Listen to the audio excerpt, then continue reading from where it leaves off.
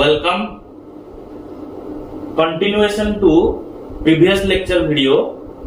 Today we will try to learn about different spheres of the earth and interior surface of the earth. Okay. So as we know, there are three components of soil, like solid, liquid and gases. To corresponding those three components, there are three spheres. This hydrosphere, this corresponds to the water or the atmosphere, which corresponds to the air, and the lithosphere, which corresponding to the solid space or solid materials. Okay, these three spheres mainly work simultaneously. It is not that they are separate entities. The atmosphere, it is the envelope of air which covers both lithosphere and hydrosphere. Okay, as we all know, atmosphere mainly constitutes of nitrogen, which is almost 78%, and oxygen, which is almost 20.9 or 21%, you can say, which is important for our breathing, also important to us, and argon content almost 0.9%, and the carbon dioxide content, which is almost 0.04%. I am not writing this in board, you might be all knowing, and it is easy to remember also. So mainly also there are some rare gases, okay, like krypton, xenon, etc. So coming to hydrosphere mainly the oceans, etc. Oceans, your rivers, all those things. Then coming to lithosphere, which we are in your interest. Okay, lithosphere mainly all the rocks and the mineral constituents are coming in lithosphere. It is mainly made up of crust and upper mantle portion. Okay, if we go by weight, it almost constitutes 93% of the earth mass. 93% of the earth mass. Okay. Coming to interior of earth surface, the interior of earth surface is divided into three concentric rings based on earthquake waves. You will ask why earthquake waves? Because the movement of tectonic plates creates earthquake waves. So that there are three, mainly the upper portion we can see the crust, which is very thin layer, then mantle, and outer core, inner core we can say core. Okay, and if we carve out this layer in vertical portion, we can see the uppermost thin layer, which is almost 5 to 11 km thick in ocean area and almost 35 to 56 km thick in continent area, forming the uppermost thin layer, which is particularly important for us, because all the rocks and minerals, those giving elements which is ultimately as nutrients for plant growth, will be from crust. If we see also then just below the crust there is mantle, which is almost 2900 km thick, and just below to the mantle there is core. Okay, core, which is almost 3005 km thick, and we can see also the invisible discontinuity layer is also there, which divides crust to mantle. It is invisible. We assume that this crust and upper mantle is divided by a discontinuity layer, which is called as metamorphic or moho discontinuity, or simply M discontinuity. Coming to the upper mantle and lower mantle, the discontinuity is called as repeti. Okay, then from upper mantle to lower mantle, this from lower mantle to outer core, the invisible layer which divides, it's called as Gutenberg, and the outer core and inner core is divided mainly by layman. Okay, these type of questions not asked mainly, but for knowledge point of view we have discussed. And also we can see as we come deep inside the earth, the density of the earth is increasing. And if we see the common rocks and minerals which are present in crust having density of 2.2 to 2.9 gram per centimeter cube, and also in mantle the density of the common rocks and minerals mainly of 3 to 4.5 gram per centimeter cube. Okay, and the core, the common rocks and minerals or the materials present, they having mainly density of 9 to 12 gram per centimeter cube. This type of questions mainly asked. Okay, so and the particular importance for us, the elements which will be later used as nutrients to complete the life cycle of our plants.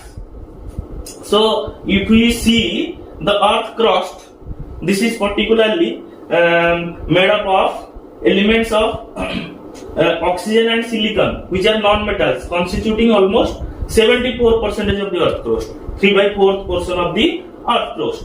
This the oxygen constitute 46.6%, and the silicon constitute 27.7%. As you can all see, it is clearly visible also.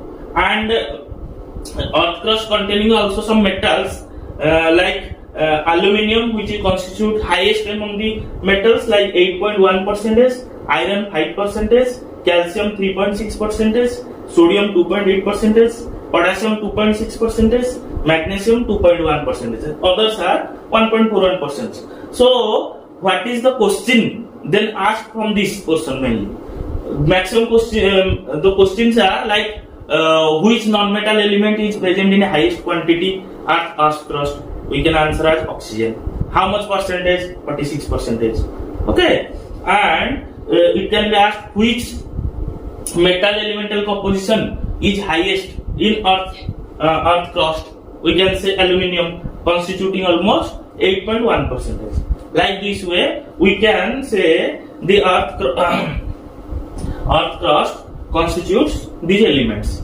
And also, so next we will discuss these elements will combine and form minerals.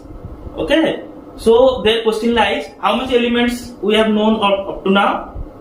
Almost 150. Okay, periodic table you can see 150.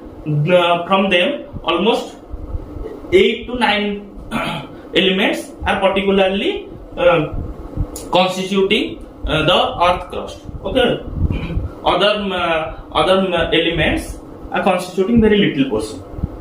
Now we have discussed about the elemental composition of the earth crust. Now we'll see these elements. Okay,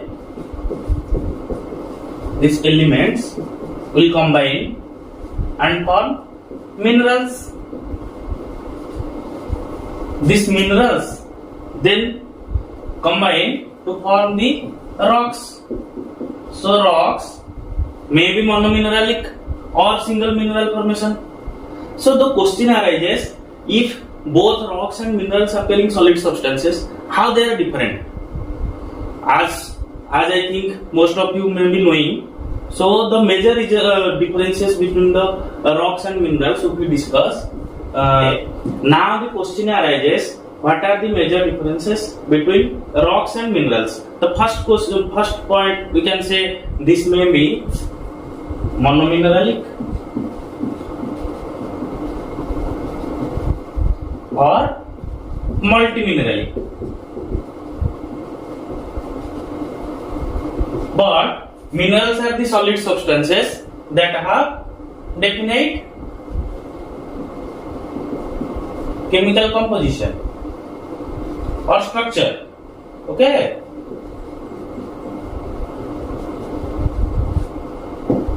they are mostly crystalline and they may be crystalline or layered structure. May be crystalline or layered structure. Another difference is mainly if we study about minerals, the branch of soil science is called as mineralogy. If we study about rocks, the science is called as petrology.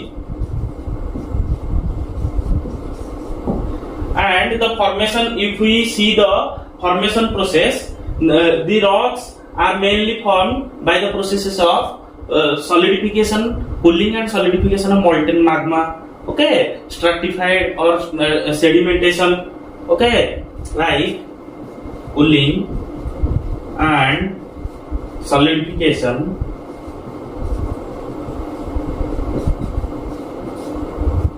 of molten magma,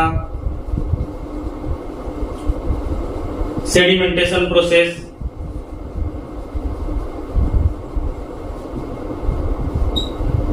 metamorphosis.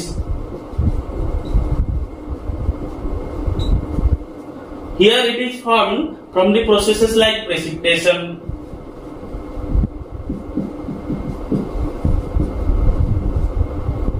cooling of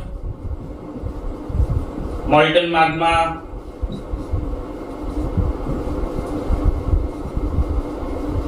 these are the processes of formation.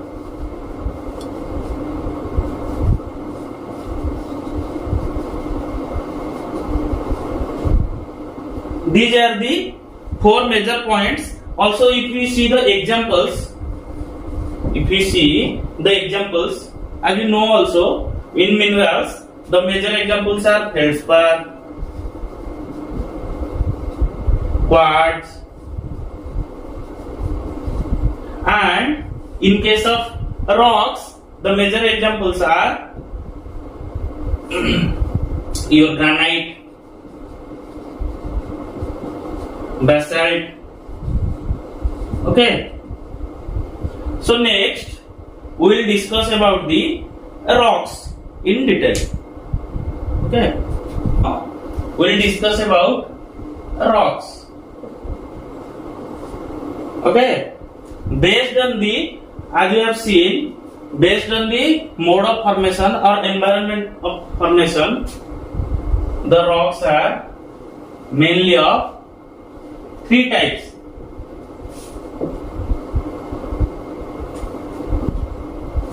Igneous rocks,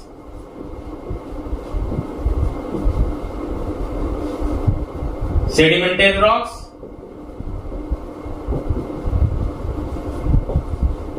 another one is metamorphic rocks.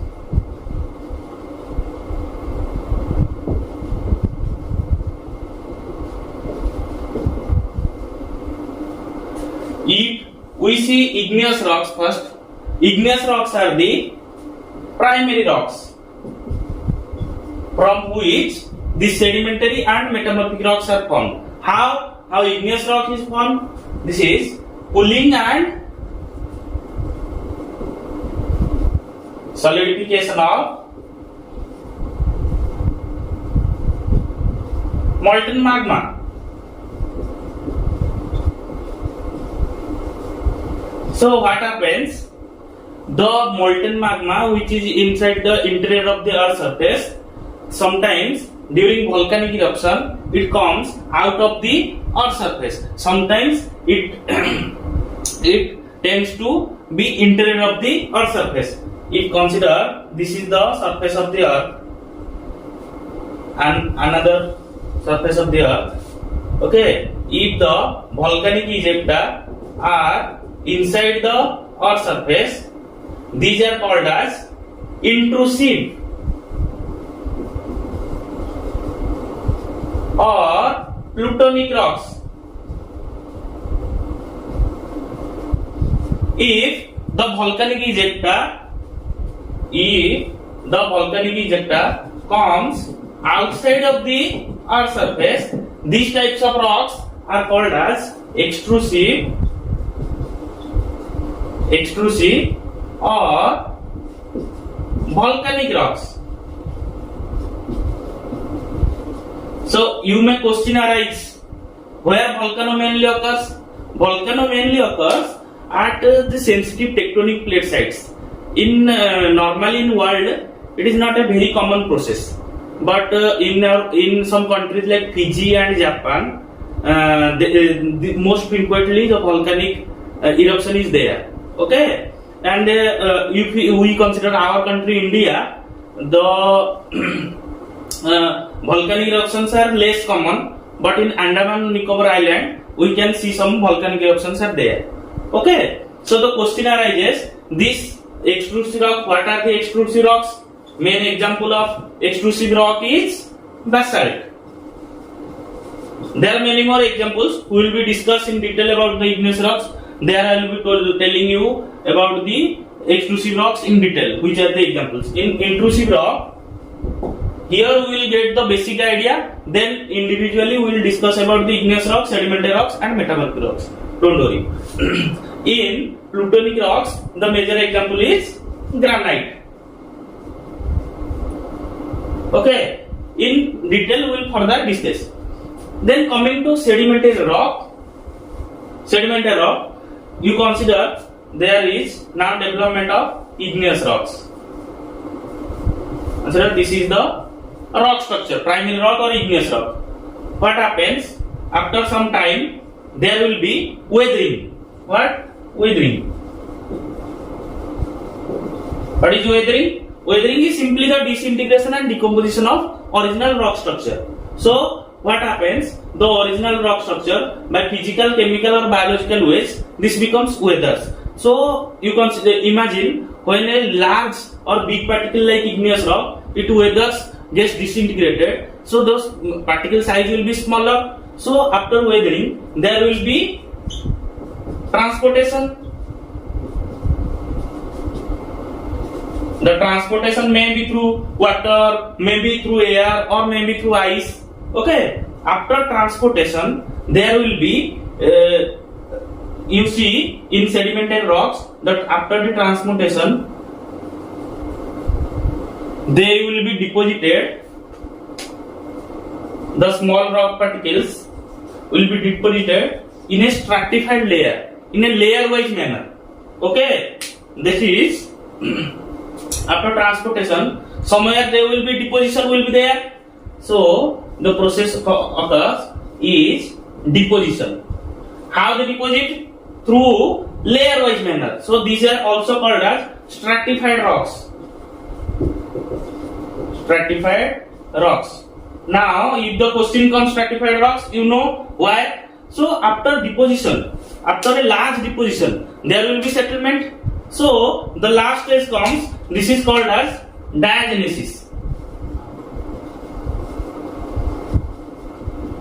There is formation of sedimentary rocks. This diagenesis also is a two-step process where cementation and compaction occurs. Cementation and compaction occurs.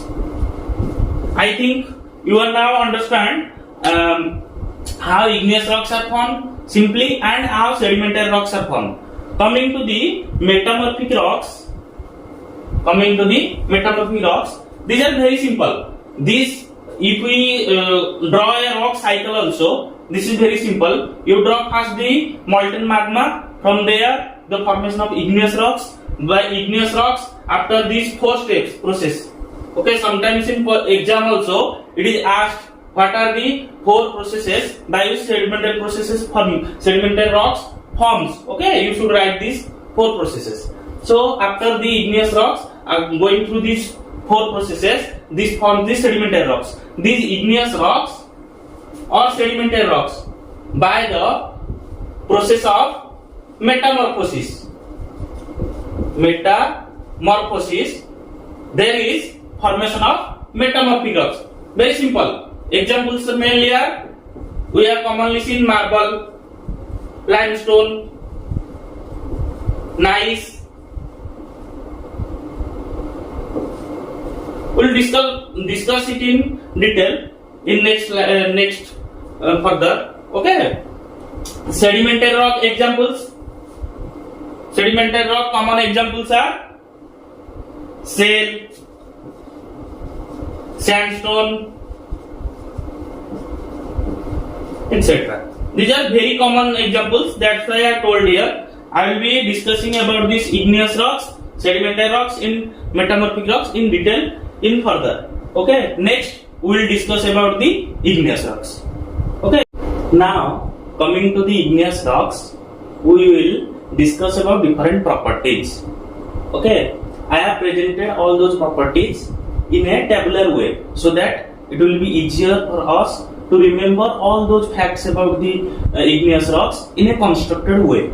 So as we move from left to right in this table, we can see as we earlier discussed also, if we consider the environment of formation, the rocks will be of mainly two types. Those are intrusive or called as plutonic, extrusive or volcanic. The major examples are important. Okay, in intrusive rocks, the major examples are granite, diorite, and gabbro.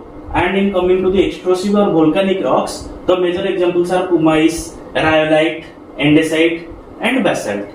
So next coming to the another important property, which is vesicular or non-vesicular. Okay, simply we can say vesicular as this molten magma becomes solidified on the surface of the earth. There will be escape of volatile substances and the vesicular rocks will be full of bubbles. Simple. Okay. Non-vesicular are there will be gases will be intact in the bubbles. So our major rock forming rock those give rise to minerals. They are mainly non-vesicular. If in exam the questions ask which are the non-vesicular rocks, you should give examples like basalt, granite, diorite, gabbro, etc.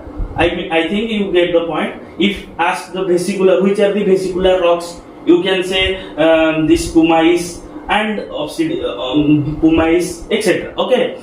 So there is a question asked about pumice that its specific gravity is so low. We will discuss later. Its specific gravity is so low, and this is a vesicular type of rocks which floats on the water also. Okay. Then coming to the another property, this is texture and grain size. If we see very coarse texture rocks having size of nearly 10, more than equals to 10 millimeter. Okay, the coarse rocks having size range of 1 to 10 millimeter, and the fine having very low size, that is less than 1 millimeter. So the major questions asked from here are the coarse, which are the coarse grained rocks. Okay, you can say examples like granite, diorite, gabbro. Okay, from if it is asked like which are the fine grained, fine texture grained rocks, you can say rhyolite, andesite, basalt, etc. Okay, and if we come to another property which is color, as we move from left to right, we can observe the darkness is increasing. So the question arises here, which one will be the darkest, basalt or granite? If in exam the question asked which one will be darker, you should say basalt. Okay, we can remember from this temple quite a lot of memorized questions. Okay, and if we say which is lightness in color, we can say granite, pegmite, rhyolite. All these rocks. Okay. Also, in case of density, also if we are moving from left to right, also there is increment of density is also there. Also we can say specific gravity also increasing. Okay. So you should not get confused in exam. Simple. The specific gravity of granite is less than that of basalt and gabbro. Okay, coming to the composition, which is also a major property. Okay, in composition we can name them as felsic rocks or mafic rocks. It is very simple. In felsic we can see the word L and Si. So it is mainly dominated with silica and alumina. Just remember, when it is felsic rock, there is dominance of silica and alumina. And in case of mafic rock, we can see the dominance of ferromagnesian minerals like iron and magnesium. Simply, these are the ferromagnesian minerals, and these are mainly dominated by silica and alumina. As we discussed on the earthcrust, these type of major elements are available. These simply mafic rocks are the ferromagnesian minerals dominated. So as we move from left to right, the ferromagnesian nature of the rocks also increases. And here I think one point he left. Another one property is chemical, based on chemical composition. Based on chemical composition, we can divide the rocks into 3 groups. What are those groups? One is acidic rocks. Another one is neutral. Another one is basic. Simple. You can remember the examples from here. The acidic rocks are this granite, rhyolite, okay, and the neutral rocks are this diorite, andesite, okay, and the basic rocks are gabbro, basalt, okay. So question arises: how we can differentiate these acidic, basic, and neutral rocks? Simple. When the silica content, okay, is more than 60%, it is called as acidic rocks. When this in neutral range means 50 to 60%, or in some books it is written 45 to 55. Okay, you just use your common sense in exams. Okay, if it comes to basic rocks, it is generally less than 50 or 45. We write here 50. Less than 50% silica, we can consider them the basic igneous rocks. Then come to the if you see the mineral composition of the rocks, mainly which type of minerals constitute these rocks, or these rocks weather and form these types of minerals. If we see granite, they are mainly made up of feldspar, quartz-like minerals. Okay. In comes to the diorite, they are mainly constitutes of the minerals of plagioclase, biotite, amphibole. Okay. You come to the basalt, these are made up of the minerals of plagioclase, feldspar group, and these pyroxene, amphibole are called as ferromagnesian minerals. It is given in book that 50% this feldspar group and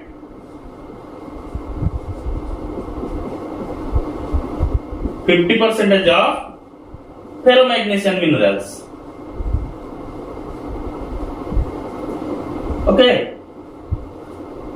So as we have discussed this igneous rock table, I think in a more constructed way we can visualize all those facts about the igneous rocks.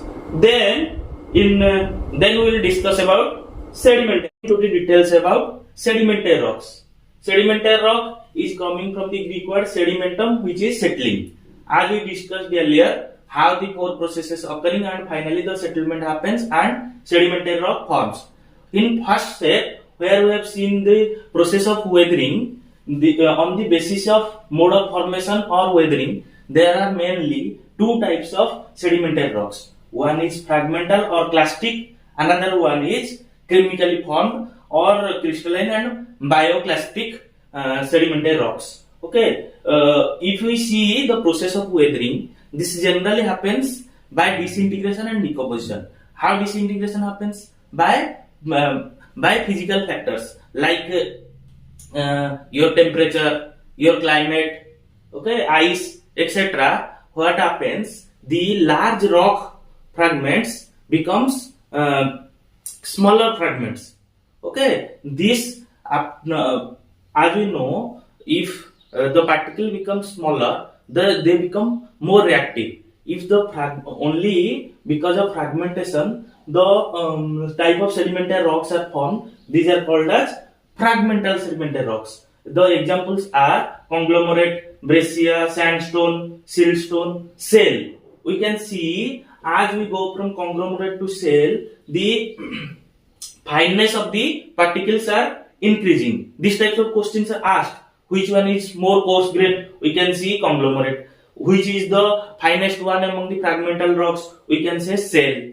Okay, and we can see if we see the conglomerate rocks, these are like rounded fragments. Okay, and breccia, these are the angular fragments. This type of questions also asked, like which one is among conglomerate, breccia and shell, which one is the rounded fragments. Okay, these conglomerates are the rounded fragments of the sedimentary shells. Also, the composition, as we know, these rocks will be formed from the minerals. So mostly these fragmental rocks formed from the minerals like quartz, feldspar, and another clay minerals. Okay.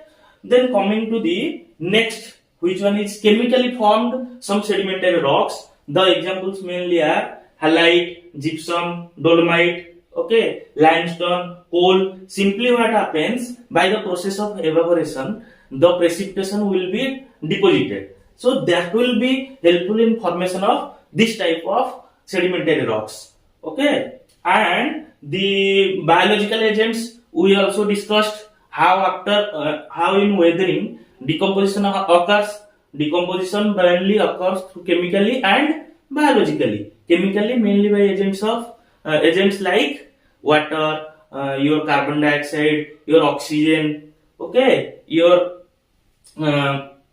calcium bicarbonate, okay, and in biological or biochemical way, it is mainly occurs by the roots of higher plants. Okay, your flora, fauna, all those are involved. They after the simply we can say there was a large rock. Okay, it becomes by weathering it becomes smaller fragments. Okay, when it becomes smaller fragments, the surface area increases. Okay, there will be now this will be so big, the chemical processes will be little. It can take place also. If this becomes very short, then the chemical agents will come and the chemical and biological processes will simultaneously occur. So this will help in formation of this type of sedimentary rocks. I think you can take also the screenshot of this table and you can imagine in a constructed way you can remember all those facts about also sedimentary rocks. Then we will discuss about metamorphic rocks. As you know, metamorphic means change in form, or simply we can say the process is metamorphosis, where the original rock structure, okay, the igneous rocks and the sedimentary rocks, as we discussed, these will change their form under the influence of heat or pressure or water. Okay, this will form the new type of rocks. These are called as the metamorphic rocks. Very simple. Okay, if there is only the pressure of heat is there, okay, we can say it as thermal metamorphism.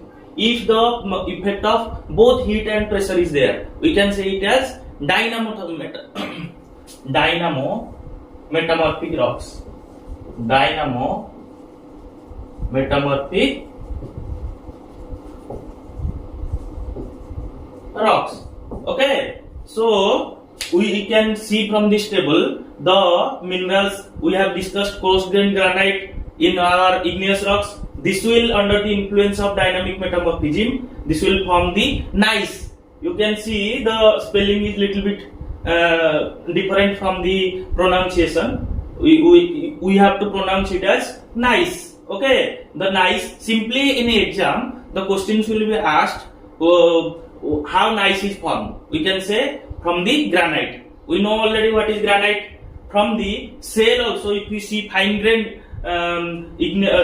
shell particles, this will be under influence of this regional metamorphosis under heat and pressure. This will form the sheet, phyllite and slate like metamorphic rocks. This is mainly a slate which is formed from shell. Okay, and all these we have discussed these gneiss, schist, phyllite, slate coming under the foliated metamorphic rocks. What are the foliated? Foliated is simply we can say these are the banded or layer-like structure.